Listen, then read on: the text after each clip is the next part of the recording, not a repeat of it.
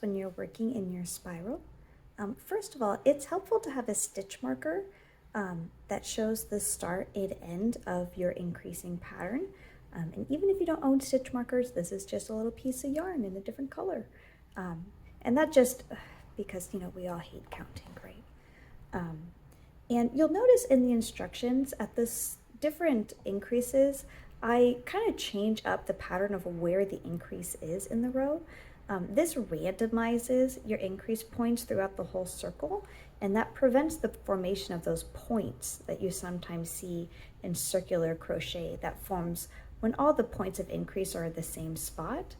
It ends up making like a little point there that's noticeable. So randomizing where your increases are in each of your rounds just helps you have a more round object overall.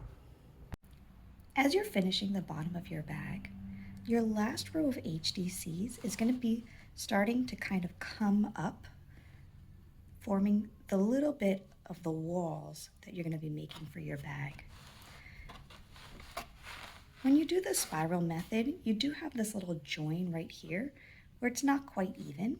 And honestly, don't worry about that. You won't notice in the completed bag, and we're just going to now treat this top surface like it's one continuous circle.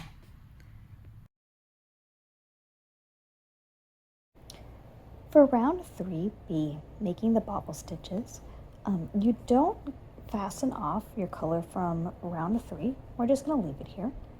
But you do fasten on with a new color right next to where you close this round. And you want to fasten onto back loops.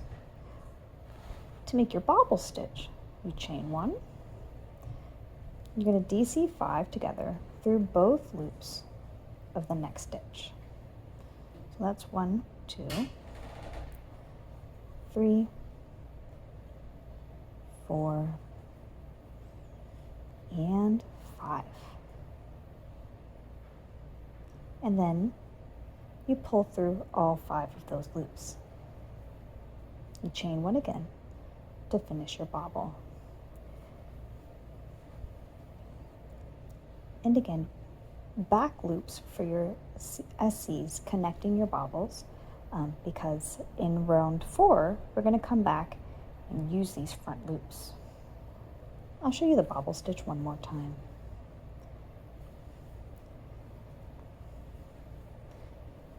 Here's my 4 SC in back loops. Chain 1, 1, 2, 3, 4, and 5. Pull through all 5 loops, chain 1, single crochet and back loops for your next stitch.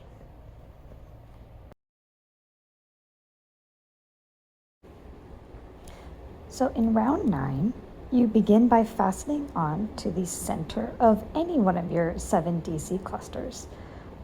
We have 2 SCs up here, and you are filling in this gap. So that's going to be a chain 3, 1, 2, 3. And then you're going to DC 7 together to make a semicircle that fills this space. So that's 1, 2, 3, 4, 5, 6, 7.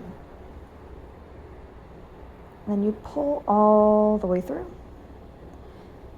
Chain 3, 1, 2, 3. And then 3 SC over the top of the next semicircle. And so you can see that fills in the gap between 2 of your wheels from the previous round.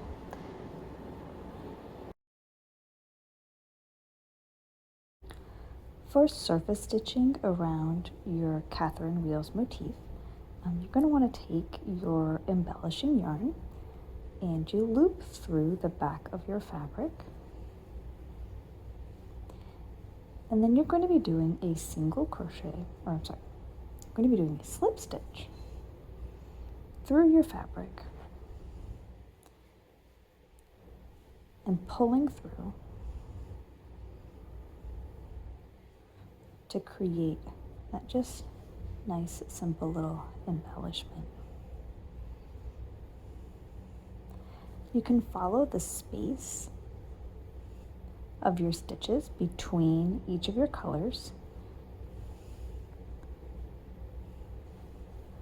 So that gives you a nice line to follow.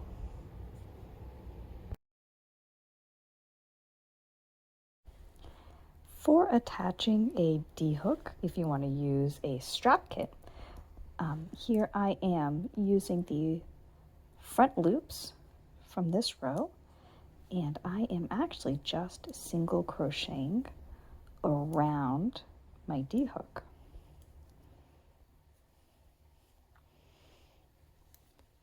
As an easy way to install it.